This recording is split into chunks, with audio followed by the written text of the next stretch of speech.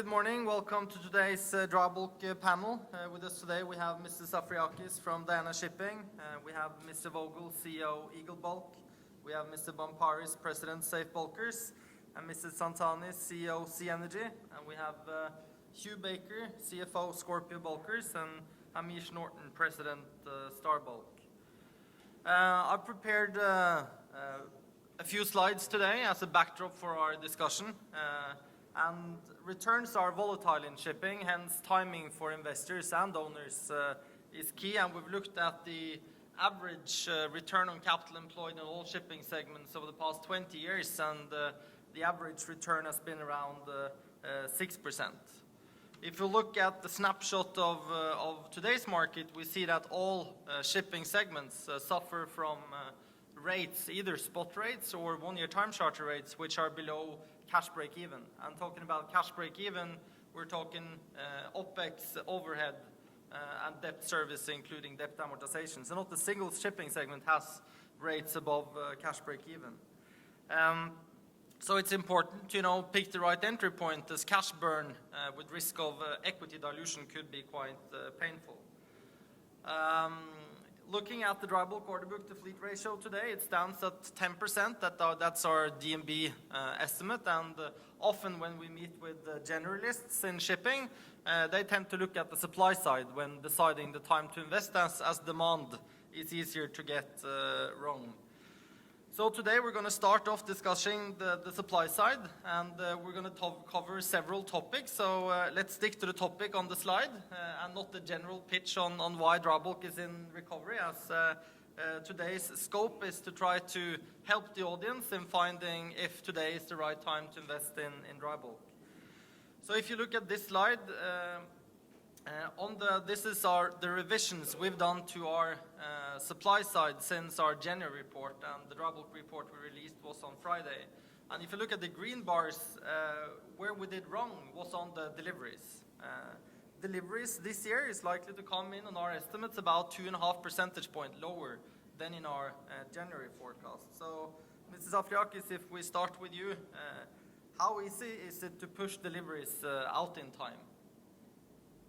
Or why do we see this slower delivery pace?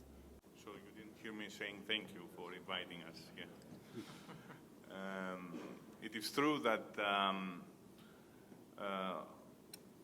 there is a lot of attempt by the companies to push out deliveries, but at the same time you have the few yards that are remaining standing, having schedules to meet and also having numbers to show that they delivered a specific amount of vessels in a particular year. So it's not so easy to postpone a delivery of a vessel. There is some slippage, of course. Banks and yards understand the difficulty of the markets, and they are trying to be accommodating.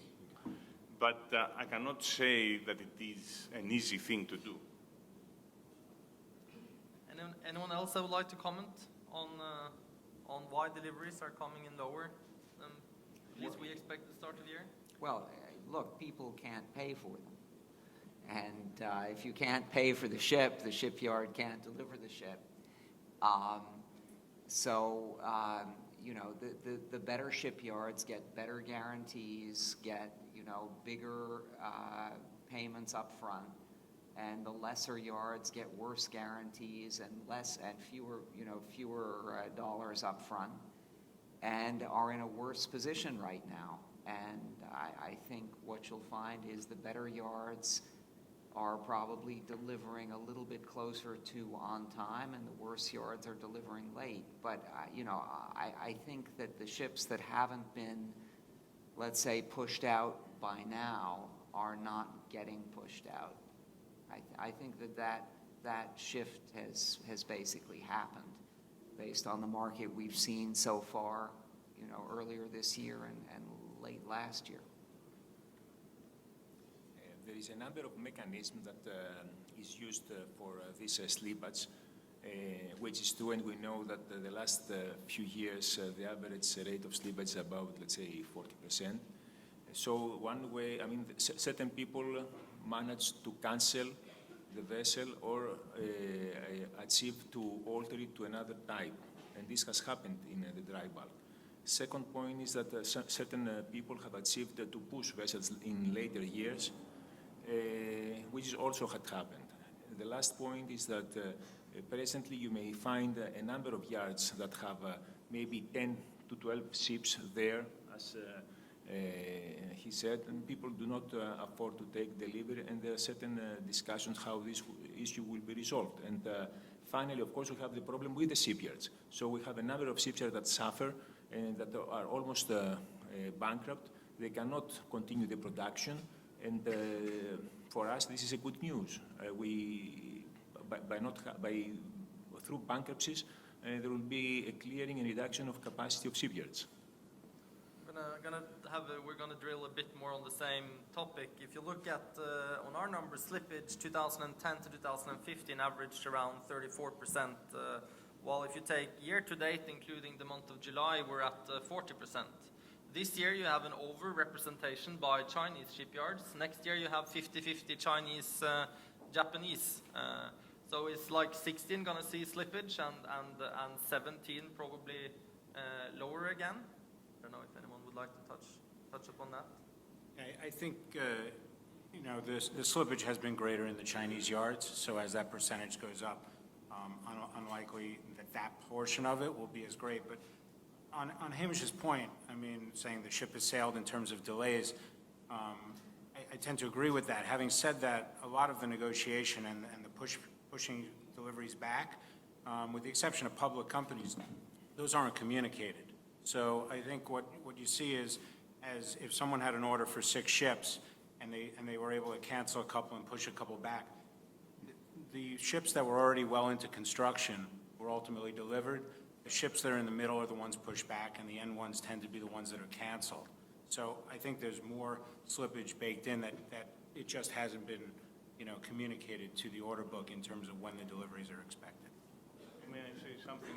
Another point is that the 2017 order book is much, much smaller than what this 2016 order book is. So even if the slippage is smaller, if you have, let's say, 20 or 30% slippage, the actual vessels that are going to be delivered in 2017 will be much, much less than those of 2016. Yeah. But does it really matter, the slippage? The vessels are going to get into the water. If we're talking about cancellation, that's another issue. But slippage does not do a lot. But is this slippage or is it cancellation? Yes. That's a different thing. Yeah, We but don't know. also- Are we We talking don't know about exactly. slippage or cancellation? Or I guess the overview of the status of the order book is a bit uncertain from that perspective. I think it's fair to say. Hugh Baker, I think I'll go to the next one for you. You're not part of the statistics in terms of scrapping, as you have a relatively modern fleet. But if you look at scrapping year to date, it's been around 5%. We expect 4%, and the average age of scrap tonnage comes down. How do you see this panning out this year? I don't think anyone. If you'd like to touch on the first subject, please do so. Well, I think firstly on the first topic, it's very clear that if you have new buildings, you're going to try and delay them almost at any cost.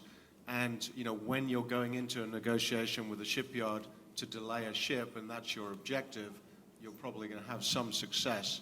But the ships will eventually come, and so you're going to see a large amount of ships delivered in January for a lot of owners who have been able to push ships further out, and those ships are going to come. Now, in terms of scrapping, at the moment the decision to scrap is a difficult one because you've got rates are at $6,000-7,000 a day for certain types of ship, and that's above OPEX. Most of the vessels that are being scrapped perhaps don't have too much debt on them. So for a lot of owners, the decision to extend is an easy one. We're seeing certain changes. The ballast water treatment system regulations may have an effect, but if it does have an effect, that's really a 2018 issue. So I think owners are very reluctant to scrap. If the market is weak, and if we see rates going down to $2,000-3,000 a day again at Chinese New Year, then you may see enhanced scrapping. But I think it's we've always been too optimistic about scrapping, and I don't see that changing. From a historic perspective, we're at least as a percentage of the fleet, 5% is a high number. And how does the ship owner's mentality change when rates go from OPEX to slightly above OPEX? Then all of a sudden scrapping goes down sharply. What should the audience think about scrapping for the remainder of the year, Hamish? Well, I think prescription of antidepressants should be banned for anyone in the shipping industry. We want people as depressed as possible. Nice, Hamish. First time I hear that from you. I used to say that years ago. It's true. Can I say something about scrapping? The problem with scrapping is the following. Every blip in the market does not help at all. At the first quarter of 2016, we had a scrapping which was really good. The average scrapping per month was above, as a percentage of the existing fleet, was above everything we have seen the last 20 years. But if you look at the average per month for the first half of 2016, we have gone down, and we have gone further down below the 2012 level, which was a high one. But if we keep going down, we will go to levels of 2014, which were not good enough. Yeah. And in terms of ship owner psychology, I've looked at this, and the scrapping rate varies inversely with the Baltic Dry Index from week to week. It's the correlation on a week-by-week basis is amazingly good, and what that tells you is people are making the decision on a week-by-week basis, looking at the Baltic Index that week. Like even we on research, we try to do some forecasts, but looking at ship owners, you mentioned about scrapping, ordering and scrapping tends to be done on a spot rate basis. What triggers that decision on a spot rate basis? Alcohol. Clearly, it's based on the optimism that the rate's up and things will continue in that regard. But it's usually a third or fourth special or fourth or fifth special survey that triggers, right, the decision to spend the capital expenditure to take a ship through a fourth or fifth special survey versus a positive cash flow event, especially for a ship without any debt on it, taking it to scrap. I mean, that's the decision. But Hugh mentioned the ballast water treatment, and I think that's going to be an extremely important catalyst as an owner has a decision not only to take a ship through fourth special or fifth special, but also the expenditure for ballast water treatment, depending on the size of the ship, we're talking, circa somewhere between 800,000 plus, at least at this estimate. It's very new, obviously, so time will tell, but I think that's an important dynamic that's just coming into the market now. Yeah, So although the cost for ballast water would be 800, you say? Well, it's very much, I don't know if it has, it's really untested. I mean, the systems haven't even been fully approved, which systems will be approved by the Coast Guard. So, with ratification just happening and now next year coming into force, it's really a work in progress. Yeah. I don't know why we need to focus on monthly figures about scrapping. While this is let's say, a continuous situation, sometimes it peaks, sometimes it goes down. The truth is that we have about 20% of the fleet which is above 15 years old. And the second point is that we have the ballast water treatment plan, which comes into effect in 2017 in September. So it's clear that these elements will play a role in the next 4 to 5 years, one way or the other. So market forces and age and ballast water treatment will reduce the ability, for people who have older vessels to operate, which means that the scrapping will be there at certain percent, sometimes higher, sometimes lower.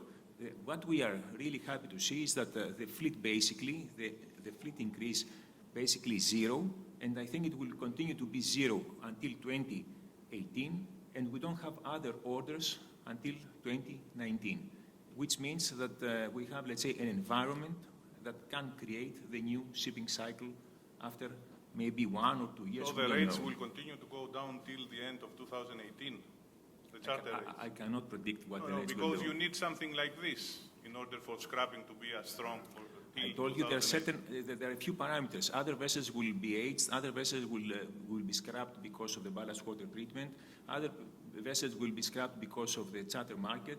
The age and all these parameters will play a role, not tomorrow or next year, but they will play a role. It's a continuous role.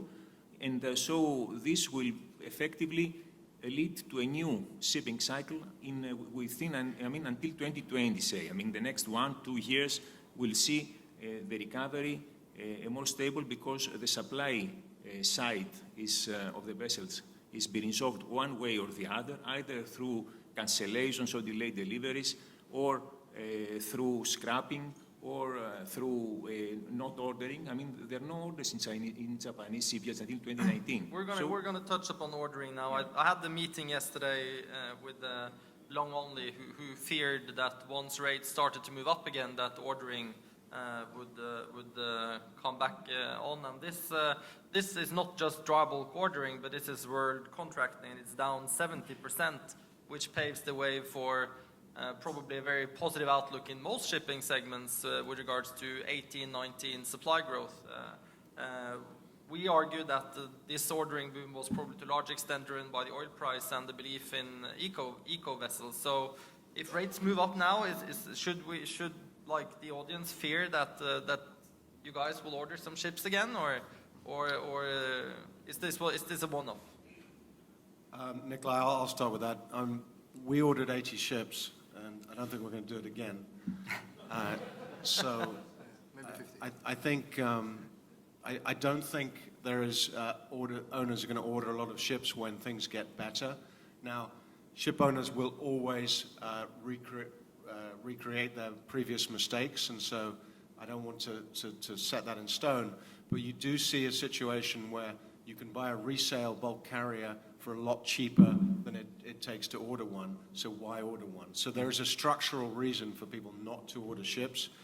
Unless values increase, no one's going to be ordering ships simply because you can buy one from, we'll be happy to sell people a ship at 10% above market value if it's lower than the order price. Well, also the eco ships that were ordered in 2012 through 14 are actually more fuel efficient than the ships you can order today, because new regulations require more steel in dry bulk ships due to classification society decisions, and also IMO regulations require that new buildings have engines that produce fewer oxides of nitrogen.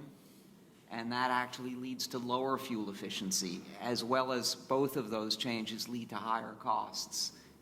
The steel is something just under $1 million. The engine is something just over $1 million, producing no benefit for the ship owner economically, and actually greater fuel consumption. So, I don't think new buildings are as appealing, let's say, as maybe they appeared to be before. Then you're saying that if you like an eco ship, you need to contact Hugh Baker then? Indeed. Indeed. I think just to add to that, there doesn't seem to be a lot of finance available for new building bulk carriers right now.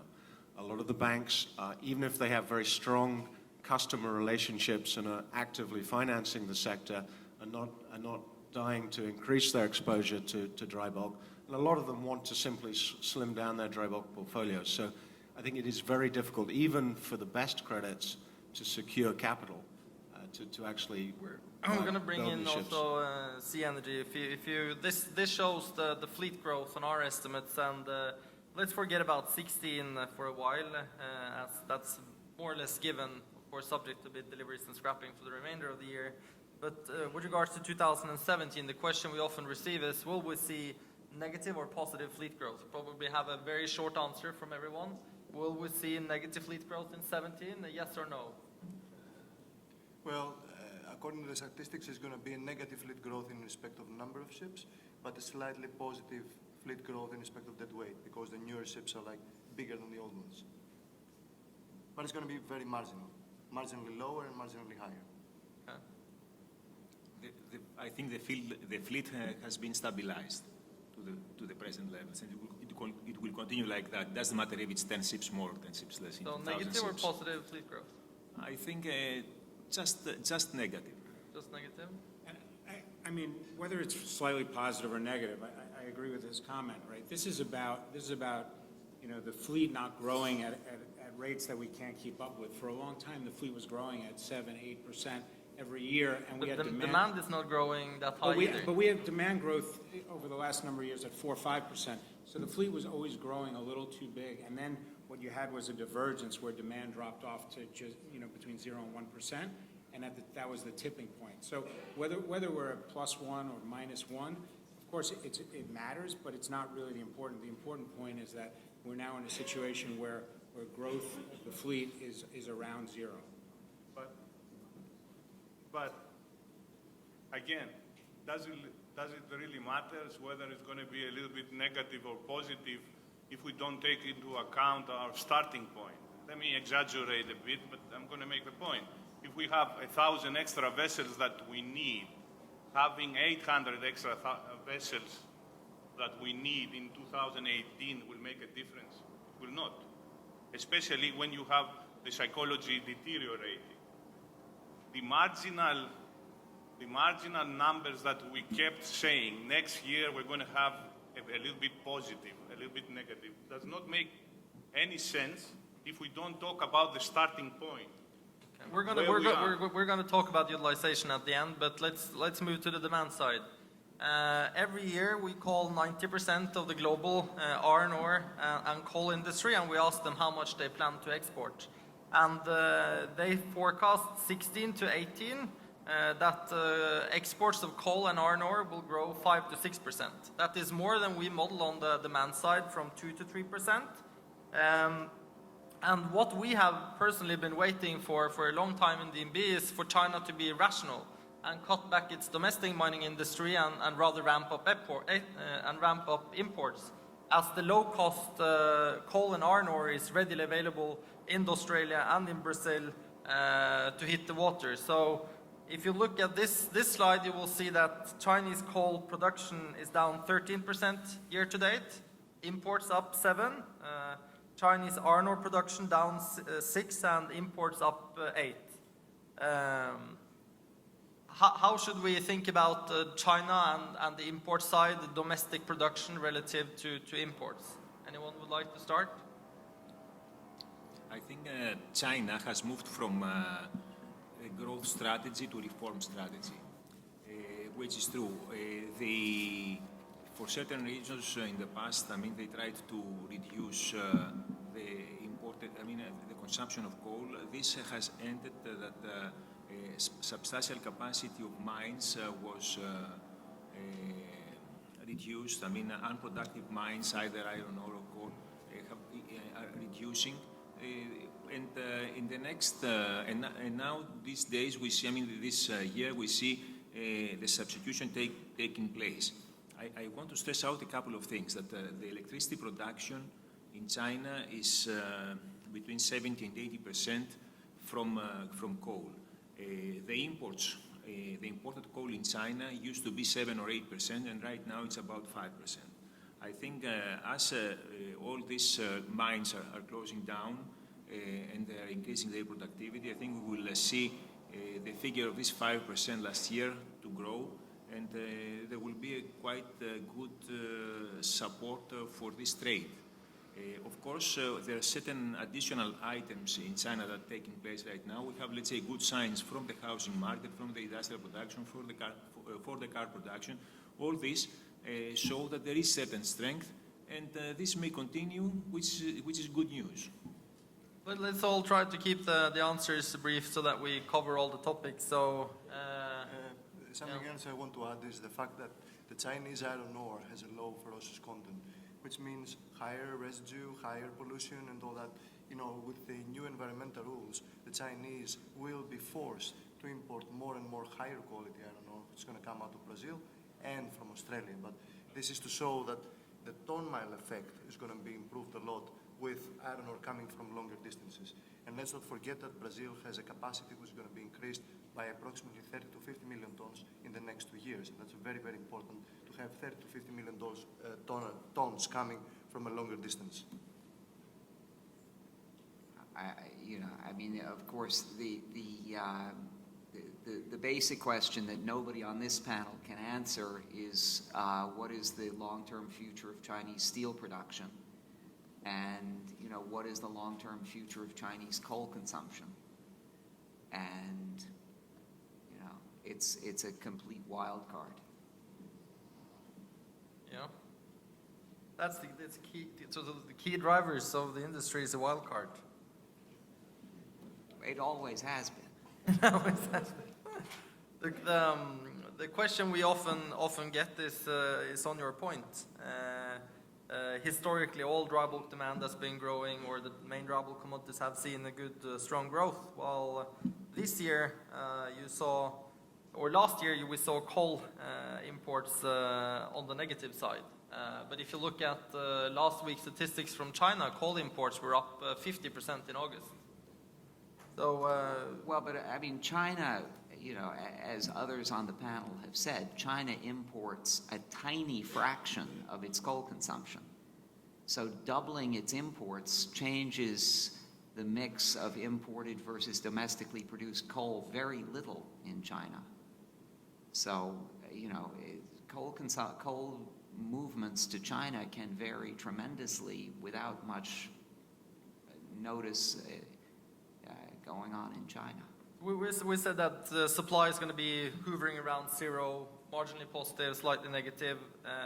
So where will demand come from? Is it iron ore that's going to drive this, or will it be coal? I know it's the wild card, but as you're the professionals and the audience is keen to learn, what should we tell them? So if you look historically, dry bulk demand growth closely mirrors GDP, actually in excess, around 1.2 as a ratio of GDP.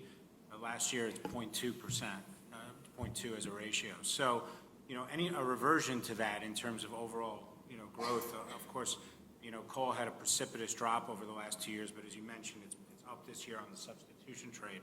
So again, I think if we look at it, that there's not a structural change from this fact that it mirrors or closely goes to GDP. There's a lot of room for demand improvement just on a return to that normalcy. The problem of trying to estimate demand and supply as if those two they are completely independent is wrong. Because you may have a big drop in the demand and a panic in the supply, which is going to create a better market. So we shouldn't see demand and supply as two different things that they are completely independent, or the opposite, because at the end of the day, we are ending up with a demand per ton carry. So let's suppose that everyone is optimistic about demand for valid reasons. Then the supply numbers that you have in front of you, they are wrong. Scrapping is not going to be as much as we say it's going to be, and new building orders is going to be different. So we have to always look at this together, and because we cannot do that, we look at the psychology, and by having a pessimism around, you may expect the market to recover, and if you have optimism, then it will not recover. The market has never recovered when there was an optimism around. How do you view the sentiment? It used to be very pessimistic, which we liked, and now there was a recent blip in the market that we don't like. Let's take a vote. Who's Who's optimistic about dry bulk? Raise your hand. It's not too bad. Yeah, but the rate should go up next week then. half a year ago it was only 2 hands. Okay, I remember it was you and you.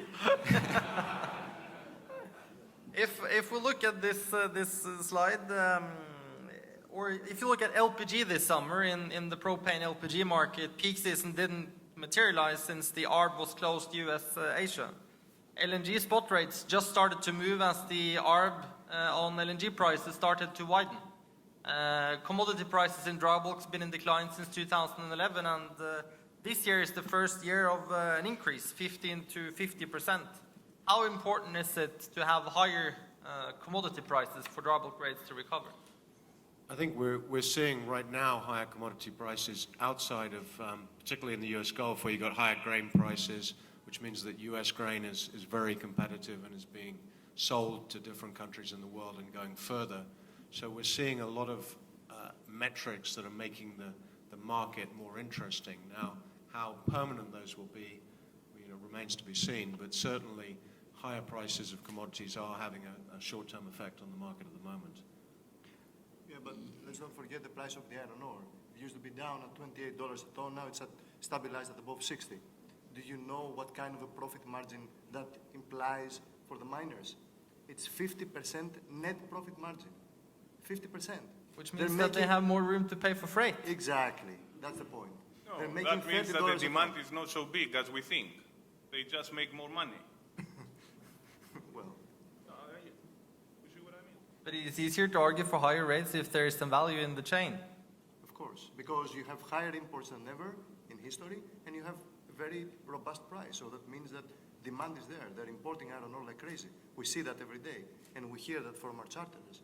And the important thing is that they make a lot of money per ton. They're making $30 per ton. So if you calculate 180 or 200,000 tons per trip, imagine how much money that means per voyage per ship for the miners. Yeah, It's a huge profit margin. It sort of depends why the commodity prices are high. If it's a demand pull, that's great. If But it it's is. It's higher right, demand. I understand. But if it's the other way around, Maybe scarcity. if yes. there's a scarcity of the commodity at fixed demand, that's bad for rates. So, what's really important is that commodity prices are not falling. When commodity prices are falling and there's a trend, then traders don't order. Whereas when commodity prices are flat or rising, then traders want to order. Okay.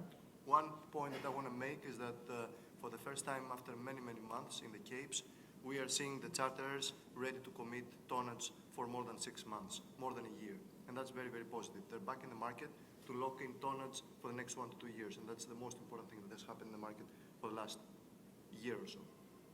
So we're going to talk about, having talked about supply and a bit on demand, we're talking about the starting point.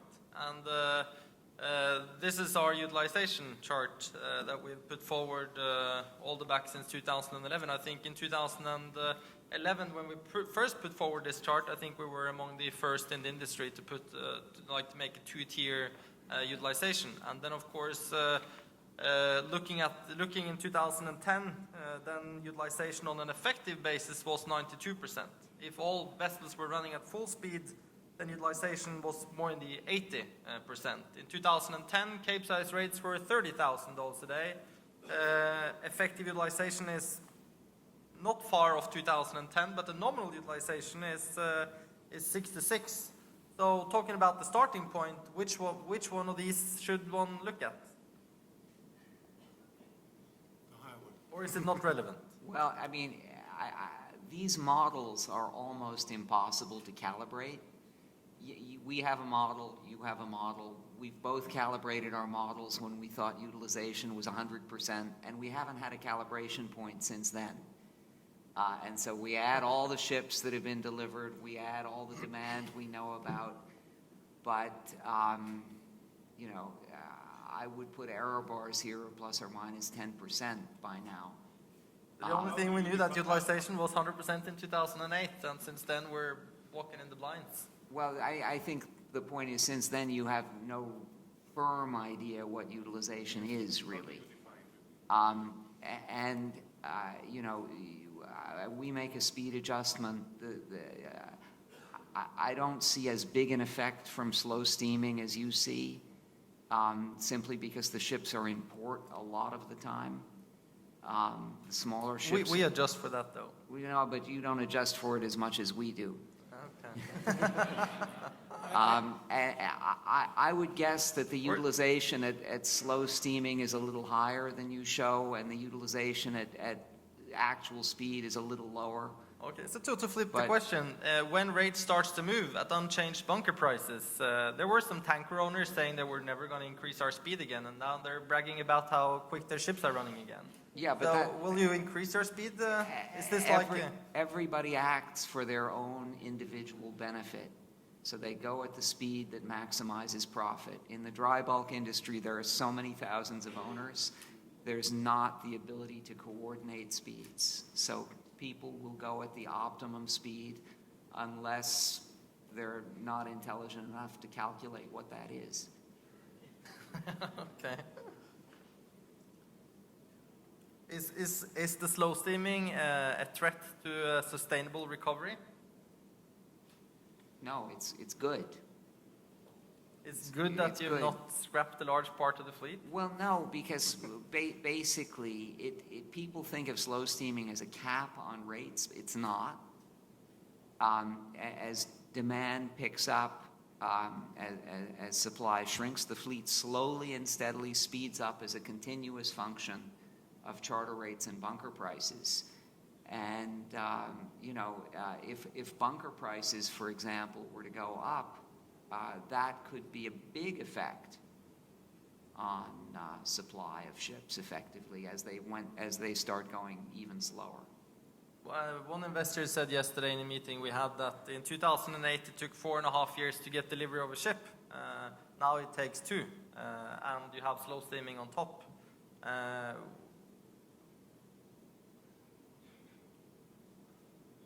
You see, you are trying to come up with a model or with a result by adding all the assumptions together and delivery time of vessels, demand, supply, slow steaming, everything.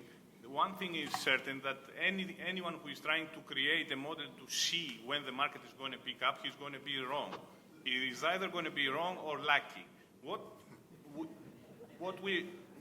can happen, what should happen is we should really look at the psychology.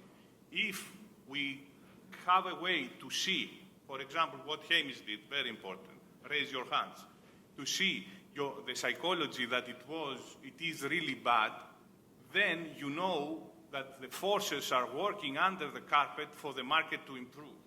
And this is what you should be aiming for to see. You don't know when this is going to happen, but it's going to happen. By talking about demand, supply, delivery days, etc., you will miss the point.